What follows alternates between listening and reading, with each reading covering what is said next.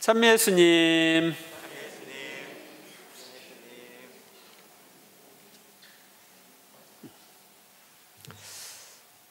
오늘은 대림 제4주일입니다.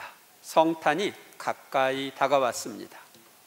오늘 이 독서와 복음은 우리가 성탄을 기념하는 메시아가 어떤 분이시고 메시아를 잉태하여 낳으신 성모님이 어떤 분이신지를 알려줍니다. 첫째, 오늘의 제1독서에서 미카 예언자는 베들레헴에서 탄생할 메시아가 어떤 분이신지를 예언합니다. 너 에프라타의 베들레헴아, 너는 유다 부족들 가운데 보잘것없지만 나를 위하여 이스라엘을 다스릴 이가 너에게서 나오리라. 에프라타 지역의 베들레헴은 예루살렘에서 남쪽으로 8km 정도 떨어진 곳으로 해발 약 770m에 있는 작은 마을이고 다윗이 태어난 곳입니다. 미카 예언자는 베들레헴은 유다 부족들 가운데서 보잘것없지만, 작은 마을이니까 보잘것없죠, 이스라엘을 다스릴 메시아가 탄생하리라고 예언합니다. 이 예언은 메시아이신 예수님께서 베들레헴에 탄생하심으로 이루어집니다. 예수님께서는 지금도 새로운 이스라엘인 우리를 다스리고 계십니다. 그는 주님의 능력에 힘입어 주 그의 하느님 이름의 위엄에 힘입어 목자로 나서리라. 미카 예언자는 주님의 능력을 힘입어 일할 목자이신 메시아를 예언합니다. 이 예언도 예수님께서 이 세상에 오시어 하느님의 능력으로 수많은 기적들을 행하시고 말씀을 선포하심으로 성취되었습니다. 예수님은 우리의 목자이십니다. 그러면 그들은 안전하게 살리니 이제 그가 땅 끝까지 위대해질 것이기 때문이다. 미카 예언자는 땅 끝까지 위대해질 메시아를 예언합니다. 인류 역사상 가장 위대한 인물인 메시아, 온 인류에게 가장 큰 영향을 미칠 메시아에 대한 예언은 예수 그리스도 안에서 이루어집니다. 인류 역사를 아는 사람이라면 인류의 정치, 경제, 사회, 문화, 종교, 인권, 생활 등 모든 면에서 인류 역사에 가장 큰 영향을 미친 분이 예수님임을 부정할 수 없을 것입니다. 그래서 우리는 예수님의 탄생을 기점으로 하여 인류 역사를 기원 전과 기원 후로 나누고 있습니다. 그리고 그 자신이 평화가 되리라. 미카 예언자는 평화이신 메시아를 예언합니다. 평화이신 예수님을 주님으로 받아들이고 살면 우리는 평화를 누릴 수 있습니다. 우리 마음에 불안을 주는 죄를 세례성사와 고해성사를 통해 용서받고 마음의 평화를 누리며 우리는 살고 있습니다. 요한복음 14장 27절에 보면 나는 너희에게 평화를 남기고 간다. 내 평화를 너희에게 준다고 주님은 말씀하셨습니다. 주님이 주신 평화는 세상 풍파 속에서도 유지되는 평화입니다. 세상 풍파가 몰아칠 때 우리는 모든 것을 주님 손에 맡기고 주님의 뜻만이 이루어지길 바라면 평화를 누릴 수 있습니다. 나를 사랑하시는 주님은 나의 유익을 위해 모든 것을 허락하셨고 내가 하느님을 사랑하면 모든 것이 함께 작용하여 선을 이루게 해주시는 분이십니다. 그래서 하느님을 사랑한 순교자들은 고문과 죽음 앞에서도 평화를 누릴 수 있었습니다. 그들은 죽으면 바로 천국이다 하는 것을 믿고 오히려 기쁘게 죽음을 받아들였습니다. 둘째, 오늘의 누가복음은 메시아이신 예수님을 잉태하신 마리아가 어떤 분이신지를 알려줍니다. 그 무렵에 마리아는 길을 떠나 서둘러 유다 산악 지방에 있는 한 고을로 갔다. 그리고 스가랴의 집에 들어가 엘리사벳에게 인사하였다. 유다 산악 지방은 아인 카림이라고 하는 곳인데, 이곳에 가면 성모님의 엘리사벳 방문을 기념하는 성당이 있습니다. 저도 몇 번 가보았습니다. 성모님은 천사를 통해 엘리사벳의 아기 잉태 소식을 듣고 늙은 나이에 임신한 엘리사벳에게 사랑의 봉사를 하기 위해 서둘러 유다 산악 지방으로 가셨습니다. 이는 이웃 사랑의 모범이신 성모님을 알려줍니다. 엘리사벳이 마리아의 인사말을 들을 때 그의 태안에서 아기가 뛰놀았다. 엘리사벳은 성령으로 가득 차 큰 소리로 외쳤다. 당신은 여인들 가운데서 가장 복되시며 당신 태중의 아기도 복되십니다. 마리아의 인사말을 들은 엘리사벳은 성령으로 가득 차서 성령의 계시로 마리아가 어떤 분이신지를 알고 큰 소리로 외쳤습니다. 그러니까 마리아가 메시아의 어머니라는 것을 알고 큰 소리로 외쳤죠. 엘리사벳은 성모님이 여인 중에 가장 복되신 분이라고 외쳤습니다. 우리는 성모송을 할 때마다 여인 중에 복되다는 엘리사벳의 외침을 반복합니다. 그러면 성모님께서 복된 이유는 무엇일까요? 그것은 태중에 예수님을 모시고 계시기 때문입니다. 성모님은 예수님을 당신 안에 모신 신약의 계약의 궤이고 최초의 감실이신 분이십니다. 예수님을 모시고 있는 곳이 감실이죠. 그래서 첫 감실이 마리아의 몸입니다. 우리도 예수님을 우리 안에 모시고 살면 성모님처럼 복된 존재가 됩니다. 영성체를 통해 예수님을 모신 우리는 살아있는 감실이고 복된 존재입니다. 그래서 사제는 영성체 전에 성체를 들고 이 성찬에 초대받은 이는 복되도다 하고 외칩니다. 내 주님의 어머니께서 저에게 오시다니 어찌된 일입니까? 마리아의 방문을 받은 엘리사벳은 내 주님의 어머니께서 저에게 오시다니 어찌된 일입니까? 하면서 황송해야 합니다. 주님의 어머니라는 말에는 메시아이신 주님의 어머니라는 뜻이 있습니다. 이는 메시아가 인성으로는 사람이기 때문입니다. 또한 하느님이신 주님의 어머니라는 뜻도 있습니다. 이는 메시아가 신성으로는 하느님이시기 때문입니다. 431년 에베소 공회에서는 성모님이 하느님의 어머니라는 것을 모든 사람이 믿어야 할 교리로 결정하였습니다. 이는 예수님께서 참 하느님이시며 참 사람이라는 뜻이기도 합니다.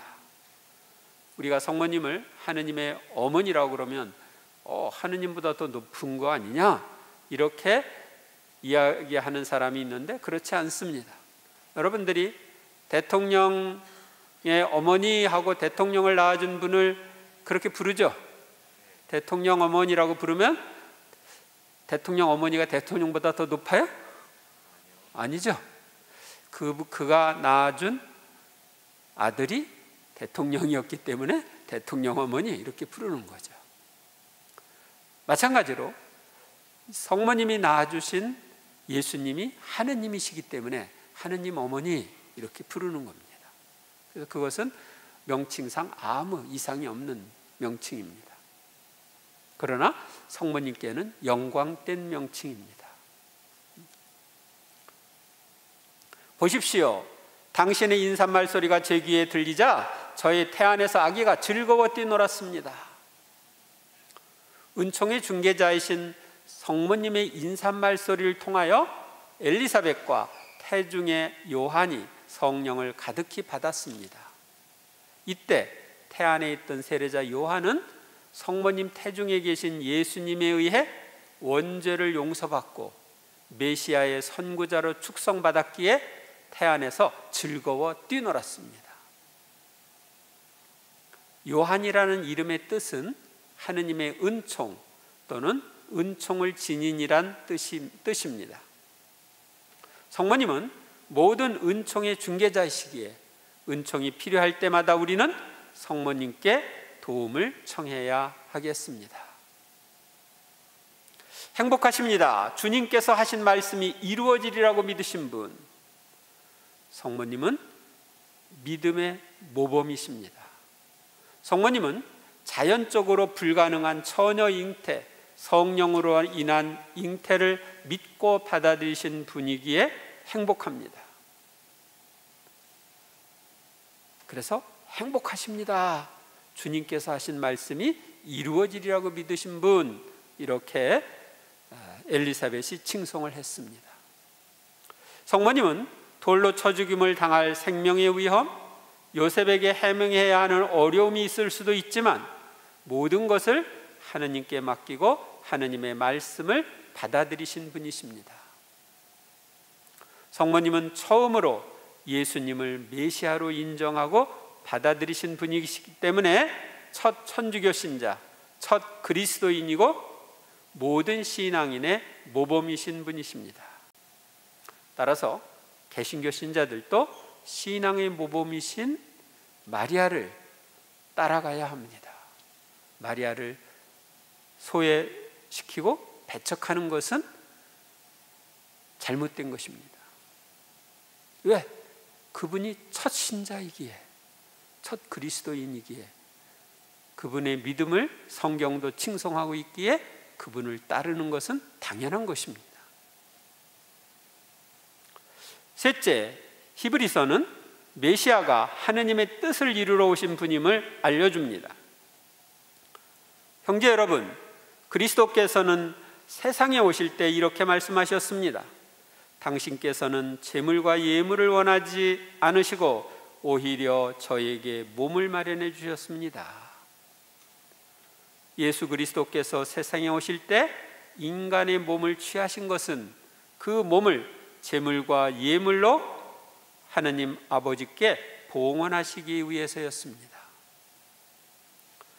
번제물과 속죄 제물을 당신께서는 기꺼워하지 않으셨습니다.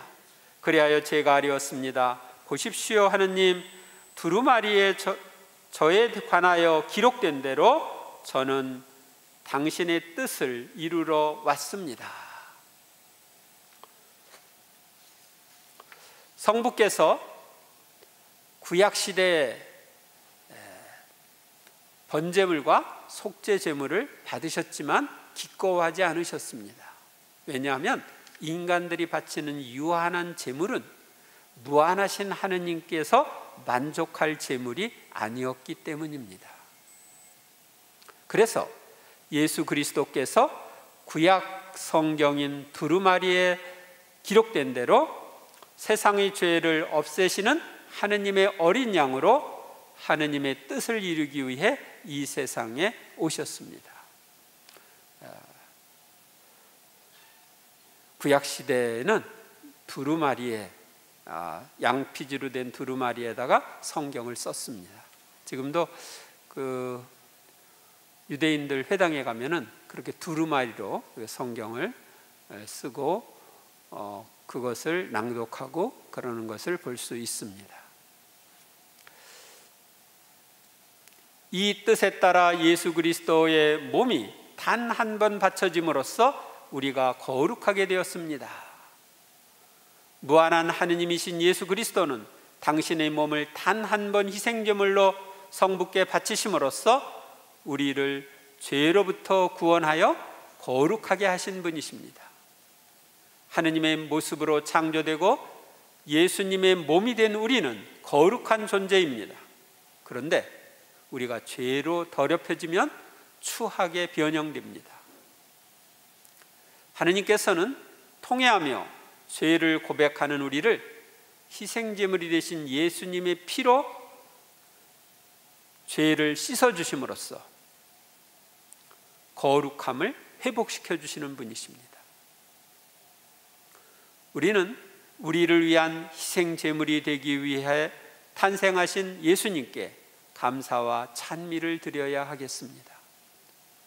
이번 성탄에도 판공성사를 통해 우리의 죄를 씻어주시고 우리를 거룩하게 하시어 성탄을 맞이하게 하여 주시는 주님께 감사와 찬미를 드려야 하겠습니다. 예수님의 탄생으로 미카 예언자의 메시아에 대한 예언이 성취되었습니다.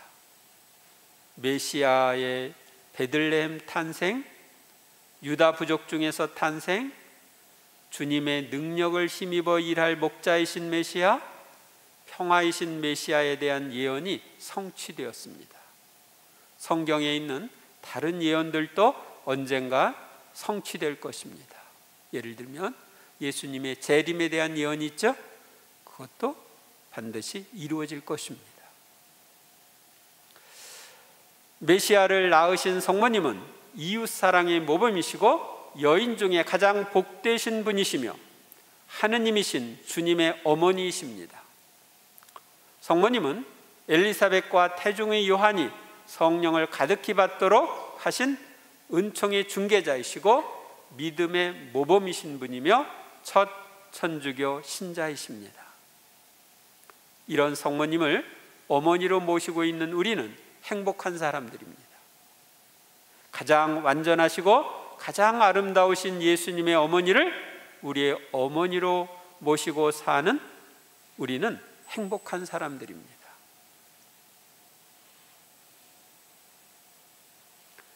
구약의 예언을 성취하려 오신 예수님은 하느님의 뜻을 이루기 위해 자신을 희생 제물로 바치심으로써 우리를 거룩하게 해주신 분이십니다. 구약의 이사야서나 이런 데 보면은 우리의 죄를 짊어지고 죽을 하느님의 종 메시아에 대한 예언이 나옵니다. 그 예언을 성취하기 위해서 예수님은 이 세상에 오셔서 우리의 죄를 짊어지고 죽으셨습니다. 오늘도 세례성사와 고해성사를 통해 우리의 죄를 없애주시고 거룩하게 해주시는 주님께 감사와 찬미를 드리고 성탄 준비로 모두 고해성사를 받으시기 바랍니다. 주님이 마련하신 복된 길을 우리가 가야 합니다. 이번 한 주간도 성탄을 통해 오신 주님이 어떤 분이시고 그분을 낳으신 성모님이 어떤 분이신지를 묵상하면서 성모님과 예수님처럼 늘 하느님의 뜻을 이루는 생활을 하는 여러분이 되시기를 바랍니다. 감사합니다.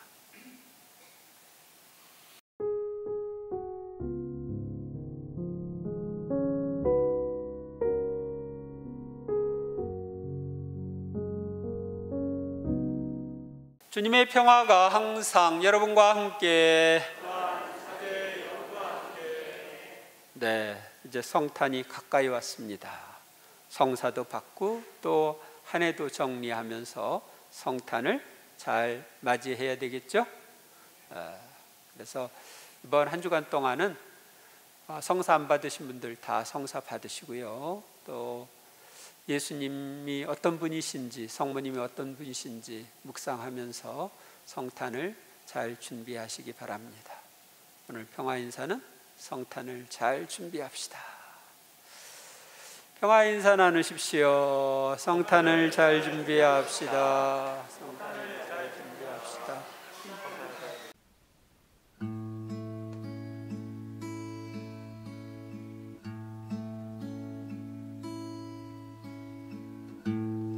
엄마 품에 안겨서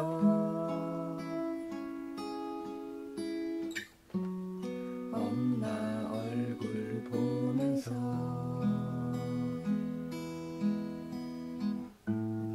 엄마 숨결 느끼는 저는 당신의 아이.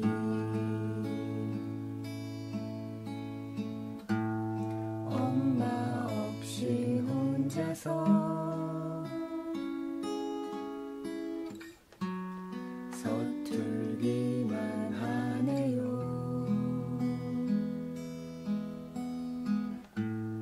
그 무엇을 하든지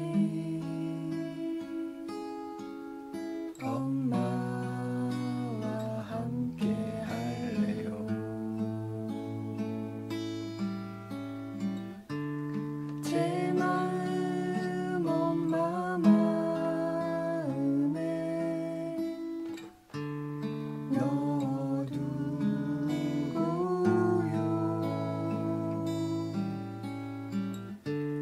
제 눈은 엄마 두 눈만